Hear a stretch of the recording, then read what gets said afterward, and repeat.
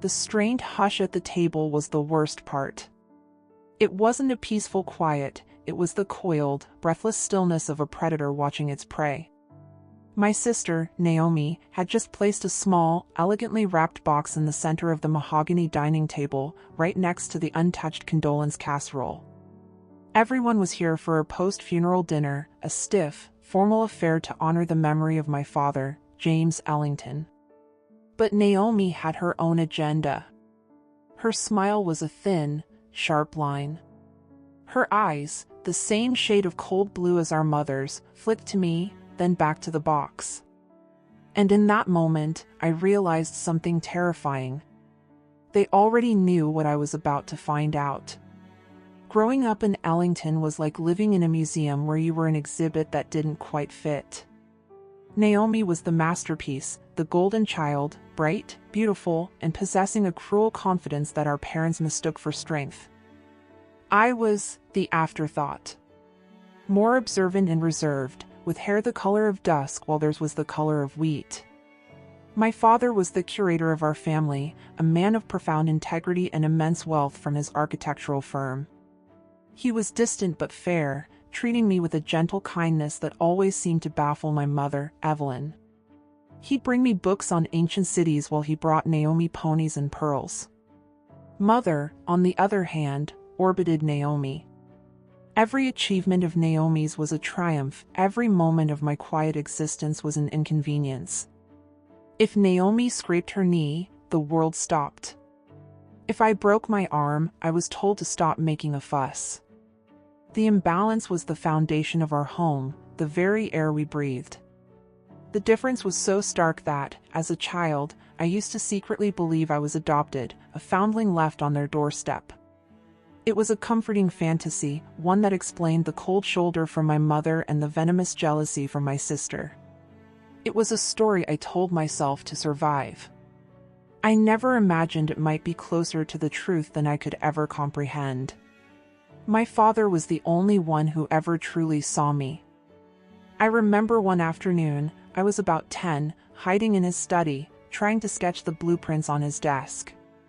He found me, and I braced for a scolding. Instead, he knelt down, his large, calloused hand gently guiding my pencil. He didn't say much, just, "Good lines, Grace. You have a steady hand." That was more praise than I'd received from my mother in my entire life. Naomi, of course, had seen us. Later that night, she ripped my drawing to shreds, whispering that Dad was only nice to me out of pity. Even then, she was planting the seeds of doubt. The funeral had been a blur of black suits, muted whispers, and the cloying scent of lilies. My father's death from a sudden heart attack had been a shock, a seismic event that had fractured the foundations of our already fragile family. He was only 62. Now, 2 days later, we sat in this oppressive dining room, the air thick with unspoken resentments. Naomi, resplendent in a designer black dress, held court.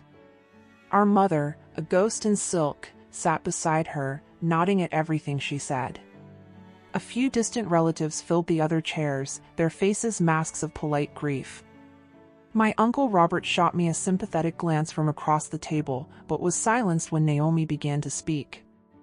"It's just so hard to believe he's gone," Naomi said, dabbing a perfectly dry eye with a silk handkerchief. "He was the center of our world. He provided everything.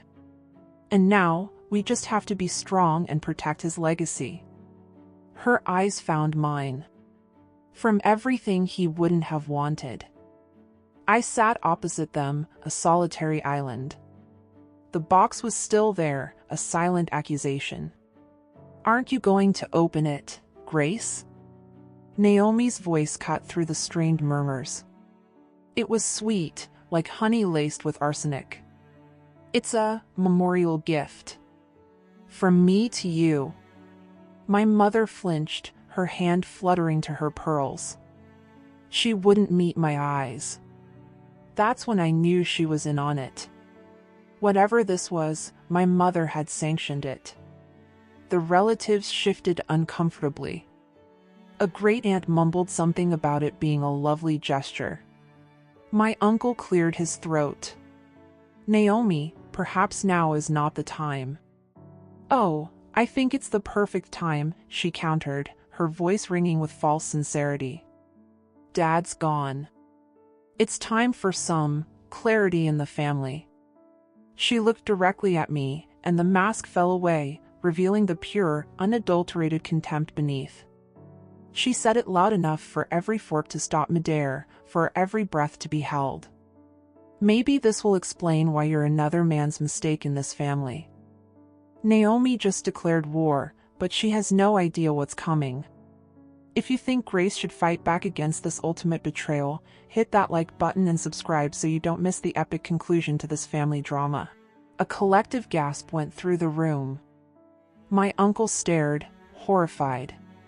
My mother just looked down at her lap, her lack of protest a roaring confirmation. The world tilted, the polished silverware and crystal glasses blurring at the edges. Naomi ignored them all, her gaze locked on mine. She slid the box across the table toward me. It stopped just before my plate. Inside, I knew without looking, was a DNA testing kit.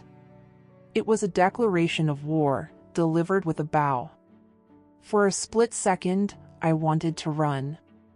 Just get up and walk out, leave the box, the house, the city, and never look back. What were they going to do? Disown me? They already had, in 1,000 small ways, every single day of my life. But then I looked at Naomi's triumphant smirk, and a cold, hard resolve settled in my bones. No. I wouldn't give her the satisfaction of seeing me break. If she wanted a war, I wouldn't be the one to surrender. I didn't open the box at the table. I simply picked it up, gave a stiff nod, and excused myself. The weight of their stares felt like a physical force on my back. In the sterile quiet of my father's study, the one place in the house that had always felt like a sanctuary, I finally opened it. It was, as I suspected, a top-of-the-line DNA kit. But it wasn't just the kit. Tucked underneath was a small, sealed envelope with my name on it, written in Naomi's looping, arrogant script. I ignored it. My fight wasn't with her note, it was with the truth. Before I could process my next move, my eyes were drawn to a row of leather-bound photo albums on the shelf. Dad's albums. On a whim, driven by a desperate need for some anchor in the past, I pulled one down. It was from before I was born. Pictures of my parents, young and smiling. Then, I saw it. Tucked loosely between 2 pages, a photograph that didn't belong. It was a faded Polaroid of my mother, looking radiant and happy, her arm linked with a man who was decidedly not my father. He had dark, wavy hair and kind eyes, eyes that felt strangely familiar. On the back, in my mother's handwriting, was a date from just under a year before I was born, and a single name, Daniel. The comforting fantasy of my childhood suddenly felt like a chilling premonition. Sending in the DNA sample was the easiest and hardest thing I've ever done. The 2-week wait that followed was a purgatory of doubt and anxiety. Each day was a tightrope walk over a canyon of what-ifs. Was I a fraud? Had my entire life been a lie? Sleep offered no escape, filled with fractured dreams of unfamiliar faces and my father's disappointed stare. I'd wake up with my heart pounding, the silence of my apartment amplifying the questions screaming in my head. A small, traitorous part of me hoped the test would prove Naomi wrong, that it would be the ultimate vindication I could throw back in her face. But a much larger, more honest part of me knew what it would say. I felt it in my marrow, in the fundamental sense of otherness that had defined me since childhood. My mother called 3 times during that period. The first 2 times, I saw her name on the screen and my thumb hovered over the answer button before a wave of nausea forced me to let it ring out. The 3rd time, I declined the call without hesitation and blocked her number.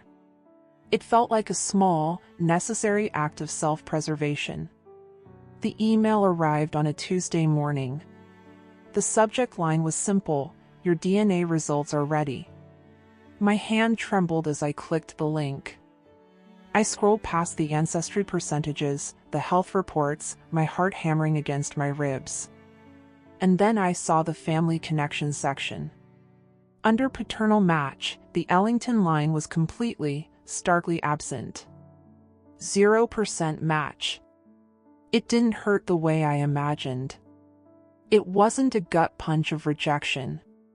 It felt like the final click of a lock, a confirmation of something I had always sensed in the spaces between words, and the glances that didn't quite meet my own. I wasn't an Ellington. The relief that washed over me was dizzying. It was cold, clean clarity. The lie wasn't mine to carry anymore. I took a screenshot of the results page. Without any text, I sent the image to a group chat with Naomi and our mother. The response was immediate. My mother's name popped up, Evelyn is typing. Then it stopped. Then it started again. Finally, a text came through. Grace, sweetheart, please delete that. You don't understand. But Naomi didn't bother with pleasantries. My phone rang, her name flashing on the screen. I let it go to voicemail, but she called back instantly. This time, I answered, holding the phone slightly away from my ear. Well, she began, her voice dripping with satisfaction. The little stray finally knows her place. How long have you known, Naomi? My voice was unnervingly calm. There was a dry chuckle on the other end. 20 years. Mom confessed to me when I was 16, sobbing about her little mistake with some artist before she married Dad. She swore me to secrecy. She paused for effect. A secret I was happy to keep. For a price, of course. It ensured I always got what I wanted. A new car? A down payment on my condo? All I had to do was remind Mom what Dad would do if he ever found out about his precious, perfect Grace. I kept your secret for 20 years. My mother owed me. It was the most evil thing I had ever heard. The secret wasn't just a weapon against me, it was a leash she had kept around our mother's neck for 2 decades. My blood ran cold. This wasn't just about jealousy or sibling rivalry. This was systemic, long-term blackmail. My entire life, my mother's fear hadn't been for me, but for herself. She hadn't protected me, she had sacrificed me to appease Naomi. Every time Naomi got a lavish gift, every time my needs were dismissed, it wasn't just favoritism. It was a transaction. I was the currency used to buy my mother's silence. The next day, I didn't call my mother. I didn't scream at my sister. I made an appointment with a probate attorney, a sharp, no-nonsense woman named Sarah Ong. I laid everything out for her, the family dynamic, the public humiliation, the DNA test, Naomi's confession over the phone. I didn't have it recorded, but the prior text from my mother was damning evidence of a cover-up. Sarah listened intently, her expression unreadable. When I finished, she leaned back in her leather chair. This is more than a family dispute, Grace, she said, her voice firm. Your sister didn't just give you a DNA kit, she was building a case. She was preparing to contest your father's will and have you legally disinherited on the grounds of paternity fraud. The sheer, calculated malice of it stole my breath. This wasn't a spontaneous act of cruelty at the funeral, it was the final move in a game she had been playing for years. What can we do? I asked, my voice barely a whisper. For now, we wait, Sarah said. Your sister has shown her hand. She thinks she holds all the cards. We'll let her think that. Let's see what your father's will actually says. A week later, my uncle Robert, my father's brother, called me. He was a decent man, always caught in the crossfire between the family factions. His voice was heavy with shame. Grace, I am so sorry for what happened at that dinner. What Naomi did was unforgivable. Your mother called me, trying to smooth things over, saying it was all a misunderstanding. It wasn't a misunderstanding, Uncle Robert, I said flatly. He sighed, a long, weary sound. I know. Listen, I wanted to tell you something. I remember when you were about 12, you built that incredible scale model of the Parthenon for a school project. You spent weeks on it. The day it was due, Naomi accidentally knocked it off the table, shattering it. You were heartbroken. Your mother told you it was just a model, but your father, he drove you to the art supply store at 9 o'clock at night, bought you everything you needed, and stayed up with you until 3 in the morning helping you rebuild it, better than before. He told me the next day, that girl has a builder's spirit. Nothing will ever keep her down for long. He saw that in you from the beginning. He hesitated. The family is buzzing. Naomi has been telling everyone that she's uncovered a terrible secret and that she's just trying to protect your father's legacy. Some are buying it. They always did. Grace, whatever you do, don't let her bully you. Your father, he loved you. Very much. Never doubt that. His words were a small balm on a gaping wound, but they also confirmed my fears. Naomi was already rewriting history, painting herself as the hero and me as the villain. Did Dad love me? How could he have not seen the long-term cruelty, the way I was treated, the chasm between me and Naomi? Or did he see it and choose to do nothing? For the first time, a sliver of doubt about my father crept in. Was his gentle kindness just another form of passivity, a different side of the same coin as my mother's fearful silence? The thought was a betrayal I couldn't quite stomach. I had to believe he was better than that. I had to. Just as Sarah had predicted, the official summons arrived. A formal letter from my father's estate lawyer, a Mr. Alistair Finch, requesting my presence for the reading of the last will and testament of James Ellington. The reading was scheduled for the following Friday. My stomach twisted into a knot of dread and anticipation. I called Sarah immediately. This is it, she said. Stay calm, say nothing, and let Finch do the talking. No matter what happens, do not react. But it was a phone call I received the day before the reading that truly set the stage. It was from Mr. Finch himself. His voice was old, dry as autumn leaves. Miss Ellington, he began, I am calling you, and only you, as a professional courtesy. I knew your father for 30 years. He was a meticulous man. He paused. His will contains a specific addendum that was to remain sealed unless certain conditions were met. One of those conditions was a formal, documented challenge to the paternity of a beneficiary.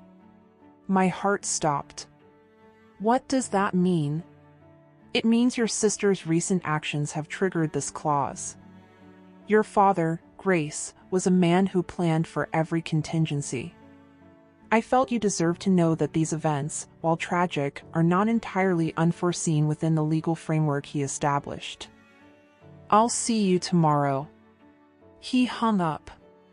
I stood there, phone in hand, the world utterly silent except for the frantic beating of my own heart. He hadn't known everything, not for certain. But he had suspected enough to build a firewall. He'd seen the storm gathering on the horizon and had quietly built an ark. This wasn't an unforeseen tragedy he was absent for, it was a final, intricate blueprint he had drawn up himself. Naomi thought she was lighting a match, but my father had built the entire room out of gunpowder. The lawyer's office was suffocatingly opulent. Dark wood, leather chairs, and the smell of old money.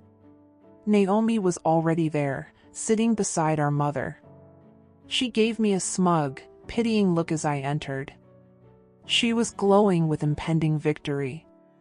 Our mother, by contrast, looked smaller than ever, a crumpled, anxious woman who couldn't meet my gaze. She tried to give me a weak, pleading smile. I ignored her. I sat next to Sarah, my back ramrod straight, and focused on Mr. Finch. He began by reading the standard legal boilerplate, his voice a droning monotone. Then he cleared his throat. To my wife, Evelyn, he read, I leave the house on Aspen Lane and a trust to provide for her care, on the condition that she honors the entirety of this will without contest. My mother let out a small, shaky breath of relief. To my daughter, Naomi, he continued, and I saw Naomi lean forward, her eyes gleaming, I leave the sum of $100,000. The silence was deafening. Naomi's smile vanished, replaced by a mask of disbelief. 100,000, she stammered. That's it? The estate is worth over 30 million. This is a mistake. Mr. Finch simply adjusted his glasses. There is no mistake. Please allow me to continue. He took a deep breath. The remainder of my estate, including all properties, stocks, liquid assets, and controlling interest in Ellington and Associates, I leave to my daughter, Grace Ellington. No! Naomi shot to her feet, her chair scraping violently against the floor. This is insane. He wouldn't. She is not his daughter, she shouted, her voice cracking with hysteria. We have DNA proof. It's a fraud. She pointed a trembling finger at me. She is not an Ellington. Mr. Finch held up a hand, his expression calm but unyielding. Your father was aware of that possibility, Naomi. He picked up a second, sealed envelope, the addendum he'd mentioned. He left a personal letter, to be read in the event of this exact situation. As Mr. Finch broke the wax seal, I felt a strange detachment, as if I were watching a movie of my own life. I looked at Naomi. Her face was a grotesque canvas of rage and disbelief. Her perfectly curated life, built on a foundation of entitlement and my subjugation, was crumbling around her. For a moment, a flicker of something, pity, perhaps, stirred in me. Was this justice? Or was it just destruction? Was I any better for sitting here, a silent participant in her annihilation? The thought was disquieting. This victory felt hollow. It was my father's victory, not mine. I was still just a piece on his chessboard, moved into the checkmate position. And what about Mom? She sat there, weeping silently, her face in her hands. She had made a terrible mistake decades ago, and then compounded it with 20 years of weakness and complicity. She let her daughter be emotionally blackmailed, and she let her other daughter be emotionally starved. She deserved this pain, didn't she? But seeing her so broken, so utterly defeated, didn't bring me the satisfaction I expected. It just made me feel tired. The anger I had held for so long was a heavy cloak, and for the first time, I wanted to let it fall to the floor. Maybe forgiveness wasn't about absolving them, but about freeing myself. Mr. Finch began to read my father's letter. His voice filled the room, carrying a weight and clarity that felt as though my father were speaking himself. My dearest Grace, if you are hearing this, then the secrets have finally come to light. I have known since Grace was 2 years old that she is not my biological child, he read. Naomi made a choking sound. My mother looked up, her eyes wide with pure shock. The letter continued. I discovered your mother's brief infidelity shortly after it happened. I was devastated, and I considered leaving. But then I looked at this beautiful, solemn little girl, who looked at the world with such curious eyes. And I made a choice. I chose to be your father. Blood doesn't make a family. Love does. Loyalty does. Character does. Mr. Finch's gaze lifted and settled on Naomi for a fraction of a second before returning to the page. Over the years, I watched both of my daughters. I watched one grow into a woman of quiet strength, dignity, and kindness, despite receiving little encouragement. I watched the other use a painful secret not as a burden, but as a key, unlocking material wants by leveraging her mother's fear. That is a character flaw I cannot reward. The air crackled with tension. Naomi was pale, trembling. Naomi, the letter went on, I have left you enough to start a new life, far away from the legacy you so clearly despise. But you will not profit from your cruelty. This estate was built on integrity, something you have never understood. He then addressed me again. Grace, you were my daughter not by blood, but by choice. You have my steady hand and my eye for detail. You have my heart. I leave you my legacy with absolute certainty that you will do good with it. You alone have proven worthy of it. Then came the final, brutal masterstroke. Mr. Finch looked up from the letter. There is also a standard no contest clause in the will, he stated coolly. Anyone who formally challenges these terms forfeits their inheritance entirely. Naomi, the legal petitions your own attorney filed last week to have Grace disinherited constitute a formal challenge. He paused, letting the weight of the words land. Your outburst just now is merely confirmation. Your $100,000 is now void. You get nothing. Naomi collapsed back into her chair as if her bones had dissolved. A low, guttural wail escaped her lips. This should be mine, she whispered, tears of rage streaming down her face. All of it. I'm the real daughter. You were his daughter by blood, I said, my voice composed but clear, finding its strength for the first time. I was his daughter by choice. And it turns out, his choice is the only one that mattered. After Naomi's final, choked sob and my mother's hurried, tearful exit, the office fell into a profound calm. The air, once thick with tension, seemed to thin, to clear. I sat there, staring at the grain of the polished table, my hands resting in my lap. Sarah Ong waited patiently for a moment before speaking. Well, she said softly. He was, as they say, a meticulous man. I let out a breath I didn't realize I'd been holding for 26 years. He knew her so well, I whispered, more to myself than to Sarah. He knew she couldn't resist. He knew she would challenge it. He knew she would show her true colors when it mattered most, Sarah corrected gently. This wasn't about predicting the future, Grace. It was about understanding character. His and hers. And yours. She slid a folder across the table. There will be paperwork. Quite a lot of it. But the fight is over. You won. Did I? I looked at her, the question genuine. It feels heavy. All of it. Of course it does, she said, her professional demeanor softening with empathy. Victory doesn't always feel like a celebration. Sometimes, it just feels like the end of a war. Now, you get to decide what peace looks like.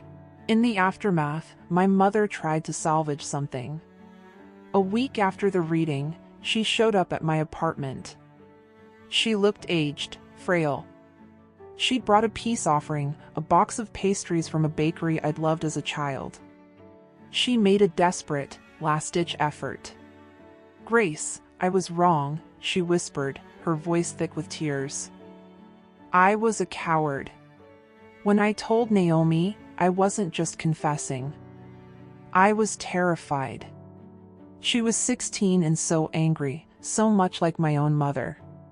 She threatened to tell James, and I broke. I knew how much he valued loyalty. I thought I would lose everything. So I gave her what she wanted, again and again, telling myself it was to protect the family, to protect you from the scandal. She looked at me, her eyes pleading. but it was to protect myself. I know that now. I was scared of losing him, of what Naomi would do. I want to make things right. I looked at her, at the woman who stood by and watched her daughter twist the knife in my back for 2 decades. I didn't feel anger anymore, just a profound, empty sadness. "You can't," I said, and the words weren't cruel, just true. "Some things can't be made right. They can only be left behind." I didn't take the pastries. I closed the door gently, but firmly. It was the last time I ever saw her. Naomi, I heard, moved to another state after a failed, and very public, lawsuit against the estate that left her buried in legal fees. I didn't stay in Denver. The city was haunted by ghosts I no longer wanted to live with. I sold the firm to a partner my father had trusted, set up a charitable foundation in his name to fund scholarships for young architects, and I moved to Oregon. I bought a small house on the coast, with a studio that overlooks the ocean. Sometimes, I sit and sketch the waves, feeling the steady weight of the pencil in my hand. My father was right. We had the same hands. He didn't give me his blood, but he gave me my life, my freedom, and my future. And in the end, justice wasn't about the money or the revenge. It was about standing in a place the lies couldn't reach me anymore, finally, and completely, at peace. The Father's plan delivered perfect justice, but it raises a tough question. He knew about Grace's true parentage and Naomi's cruel nature for decades, yet he only chose to act from beyond the grave. Was his final act a brilliant masterstroke that makes him a hero? Or was it too little, too late, making him a passive accomplice to years of emotional abuse? Let us know what you think in the comments below. Was the Father's plan brilliant justice or a final, controlling act?